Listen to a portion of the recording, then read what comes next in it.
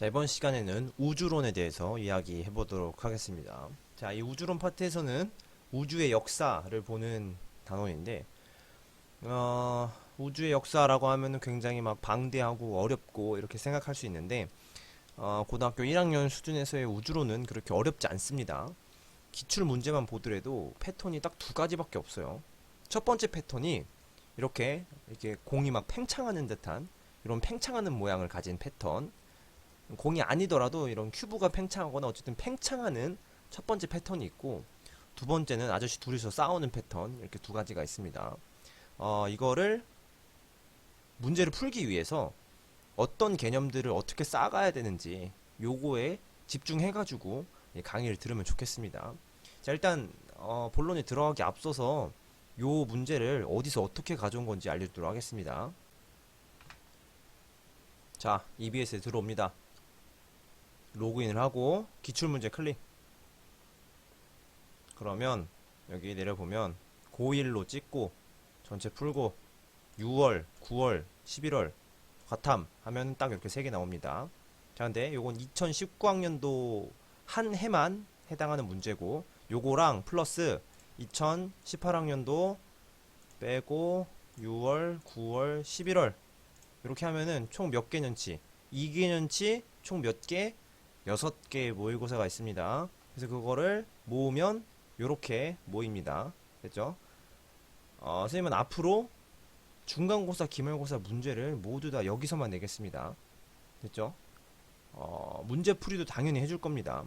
문제를 어떤 식으로 낼 거냐면, 이렇게 문제가 있을 경우에 이 문제 그대로 낼 거예요. 이 문제 그대로 내고, 이 기억 보기에서 온도는 낮아진다를 높아진다, 이런 식으로만 낼 거예요.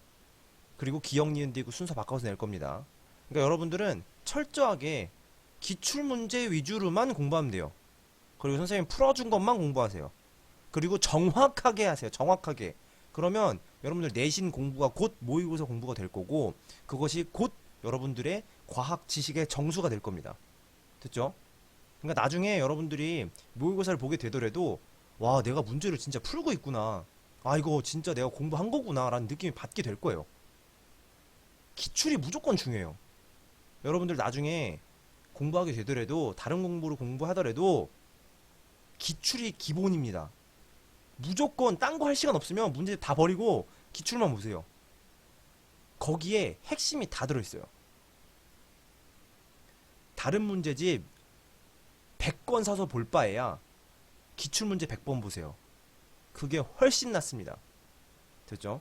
나중에 이 공부법이나 이런 거에 대해서는 나중에 따로 시간을 내서 얘기를 해줄 테니, 지금은 여기서 끊고 본론으로, 우주론 본론으로 들어가 보도록 하겠습니다. 여기는 이해하는 단원이 아니라 이런저런 이론들이 그냥 있다라고 소개하는 그런 단원입니다. 그래서 우주의 진리를 깨달으려고 막 에너지를 과하게 쓰지 않아도 된다는 겁니다. 그냥 물 흐르듯 편안하게 진행하면 되겠습니다. 자, 우주의 이 탄생이라는 큰 틀 속에서 별이 어떻게 만들어졌고, 행성이 어떻게 만들어졌고, 그 안에서 생명체는 어떻게 뛰어놀고, 요런 것들을 차례대로 알아간다고 생각하면 되겠습니다. 이 우주에 대한 내용은 오로지 좀 빛에 의존하기 때문에 100% 확실한 내용이라고 할 수가 없습니다.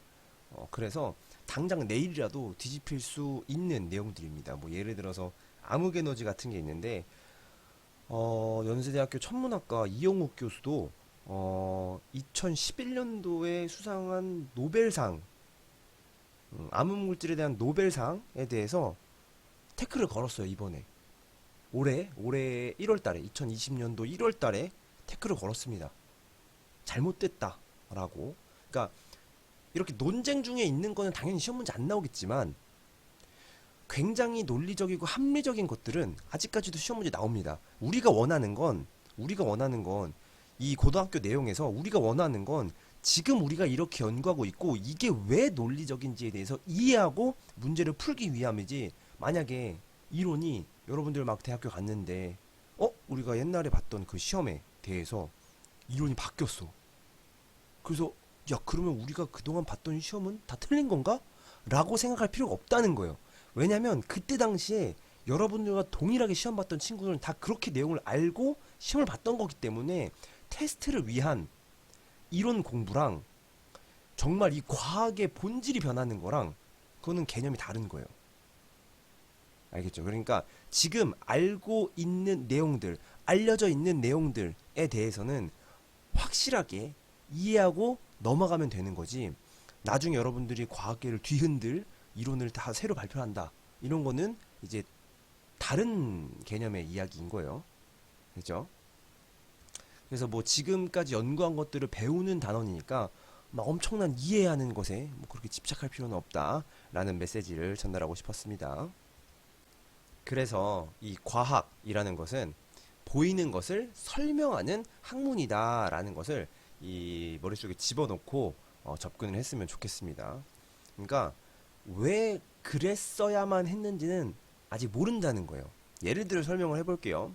자, 지구가 달을 잡아당깁니다. 그러면 지구가 달을 왜 잡아당기지?